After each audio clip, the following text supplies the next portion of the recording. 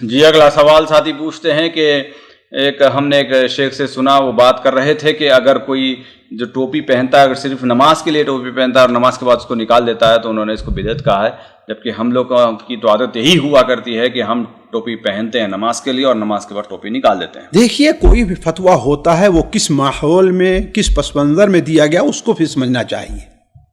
اب میرے سامنے ان کا فتویٰ نہیں، کس پس منظر انہوں نے دیا ہے۔ جب یہ معلوم ہوا کہ نماز میں سر کا ڈھکنا یہ بہتر ہے تو اس میں جو ہے کوئی حرج نہیں ہے۔ جی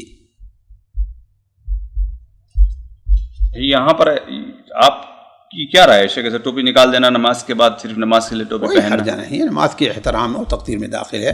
ہمارے یہاں آپ جانتے ہیں دینی مجلسوں میں حاضر ہونا، یہ حاضر ہونا اس کے لیے کیا ہے، یہ شرافت اور اس کا مسلمانوں کی ایک پہچان، ایک لباس مانا جاتا ہے۔ جی ہاں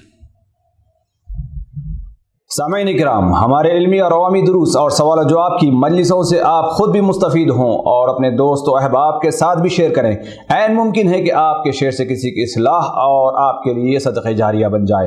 واٹس ایپ پر اسلامک میسج حاصل کرنے کے لیے نمبر نوٹ فرمائیں: یعقوب عزیز 00966 5089 59707۔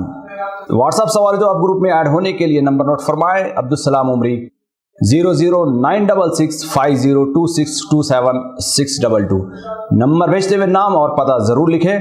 اسی طرح ہمارے یوٹیوب چینل اسلامی دعویٰ کو ضرور سبسکرائب کریں تاکہ ہماری ہر نئی اور اہم ویڈیو کی اطلاع آپ کو فوری حاصل ہو جائے۔ تمام دروس، مقالات اور سوال و جواب سیریز کے لیے ہماری مشہور ویب سائٹ www.islamidawah.com کا مشاہدہ کرتے رہیں۔ السلام علیکم ورحمۃ اللہ وبرکاتہ۔